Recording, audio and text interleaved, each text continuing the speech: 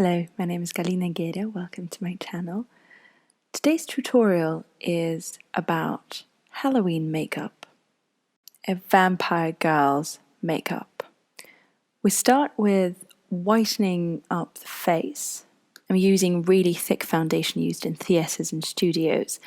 It's not ideally smooth or even. The thick and heavy texture doesn't spread out evenly, but we do work all through the face and neck. I'm adding white powder all over. You shouldn't be striving for absolute whiteness of the skin, especially if you're tanned or your model is tanned. We're just playing a game. It's Halloween. We are doing make-believe, so it's fine as long as the impression is right. To make this vampire impression really pronounced, we're working all the way through both lids, the upper lid and lower lid, with this really thick red theatrical makeup that I'm using quite a lot of, and I'm applying quite densely, blending it with a blending brush almost all the way to the eyebrows, for it to blend very softly together with the light shade of the skin. Same thing with the lower lid. I circle the eyes all the way and I blend it in very softly. So we're creating a beautiful shape, very big eyes, but they're unhealthy, they're really red. Red eyebrows will look very striking on this really pale, light color of the skin. Our vampire is going to look very sexy and very glamorous. We're doing the same thing with our right eye. Again, applying the red paint quite densely on and softly blending it out. I'm checking and fixing things with my fingers to make the contour really soft. And our final touches. It's easy to do it with a dry brush with natural hair bristles. And when I do it, as you can see, I'm blending it out almost all the way to the eyebrows. And I blend it all, elongating the eye. So our vampire ends up looking very cute. Again, red eyebrows.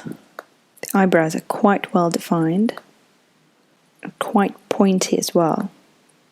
They don't necessarily have to follow the natural eyebrow line. Here are neighbours. They're actually acting in Alice in Wonderland. Tiny distraction here. They're in good company today. So here, using white theatre face paint, I'm accentuating the protruding parts of the face, the space under the brow.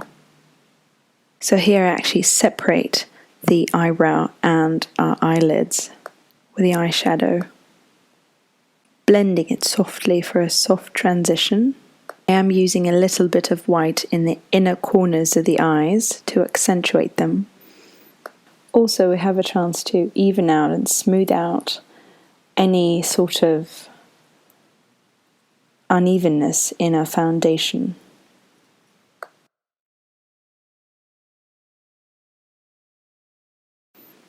Our lips, of course, are going to be red.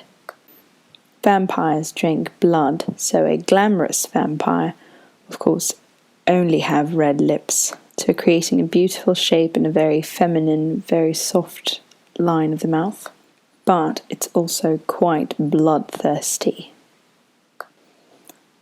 Of course, the red and white combination is very pretty, and it's always this sort of fairy tale quality that it has, creating this otherworldly effect.